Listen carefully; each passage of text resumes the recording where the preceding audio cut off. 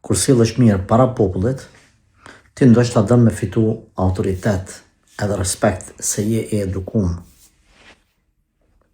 Por, kur sillesh mirë para Allahut, edhe nuk të sheh as policia, as populli, kjo jep me kuptu se ti e ki gajle Zotin. Nuk i friksohesh as kujt, as policia, as popull, as fjalëve të njerëzve, i friksohesh edhe respekton vetëm Krijuesin. Kjo është shenjë e devotshmërisë. Kjo është shenjë se Allahu xhelle shanuhu ka vend në zemrën tënde, edhe vend shumë të rëndësishëm. Për arsye se kur jenë vetmi, kur lëkundet nga shejtani, nga epshi, brendësia jote, edhe i ke gjitha mundësit në telefon, në tablet, në laptop, në televizor, për të trokit në dyrë të haramit, edhe ti largosh aty në vetëm nga respekti që ke për Allahun xhelle shanuhu, kjo jep me kuptu se ti Allahun e ke afër vetës. Ti ki ihsan, bamirësi. Ti ke mri kulmin e devotshmërisë. Sepse ti nuk e vën kërkan para Zotit. Ti vlen të Allahu, vlera jote e vërtet, është veç çfarë besimtari je kur jenë vetmi. Absolut nuk është më rëndësi çfarë besimtari shitesh kur jenë publik. Të Allahu nuk ka vlerë, vetëm kur jenë vetmi. Nëse je i njëjtë në vetmi, edhe në publik, elhamdulillah. Nëse je më i mirë në vetmi, sesa në publik, hala ma mirë. E jo me ndodhe kundërta që kur jenë vetmi, më bë burr i keq, me hynë për haramin e për mëkatin e për gjërat të ndaluara. E kur jenë publik, kot e rran vetën, vetëm vetën e rran. Kretë lavdatat e njerëzve nuk të bëjnë kur far pune, nuk kanë kur far vlere, përderisa të Allahu je i shkruar nga ata të cilët i thejnë pengesat, haramet, kufit e Zotit kur janë vetmi. Andaj, kërkan për i nesh, mos ta mashtrojnë, mos t'japin vetë besim, mos t'i arritin menën lavdatat e njerëzve.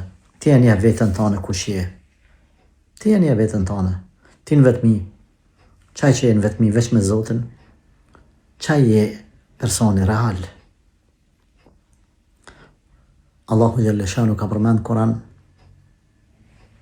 kush i friksohet Allahut në fshehtësi, vetmi, edhe vjen te Zoti me zemër të paqë. Nëse dën zemrën sa ki të paqë, shikoj vetmin mes te dhe Allahut. Pejgamberi alayhi salatu wassalam në një hadith që është vërtet friksues, po e quaj kështu, ka përmend se në ditë kiametit kanë marrë njerëz me sevape sa kodrat e mëdha të bardha të Tihamës, emri disa kodrave të mëdha. Ata thot janë nga mesi juj, me të njëjtën ngjyrë lëkurë sikur se ju, domethënë besimtar njerëz. Por Allahu xhelle shanu në ditë kiametit ato vepra do t'ja bëj shkrumb e hinj. Do t'i zhduk. I thani ja Rasulullah, sif lana man hum, na trego kush janë. Tha pejgamberi alayhi salatu wassalam, ata janë të cilët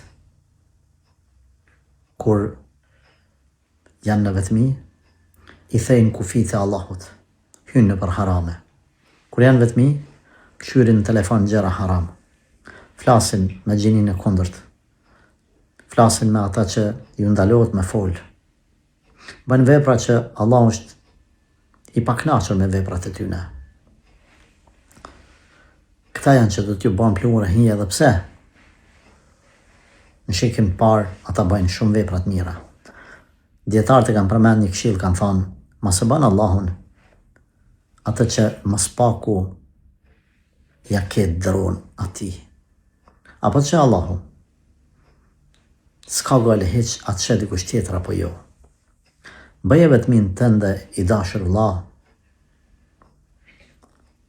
aso që nëse do të thoshte Allahu, ata shëndroj jetën tane në film, edhe ti me familjen tane, me fëmijët e tu, me ullë me këqyrë qatë film bashkë, a kishe me mujtë me këqyrë?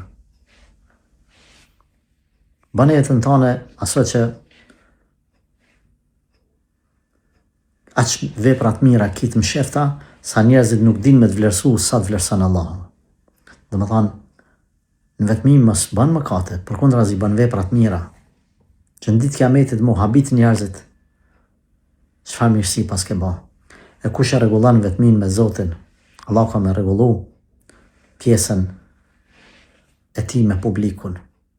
Prandaj kemi njerëz të cilët i don populli, nuk shohim prej tyne ndonjë vepër të veçantë, sikur se gjithë të tjerët janë. Por dietarët kanë thonë, fshehtësia e këtij respekti, autoriteti, qëndron se këta në vetmi kanë punë të mirë me Zotin.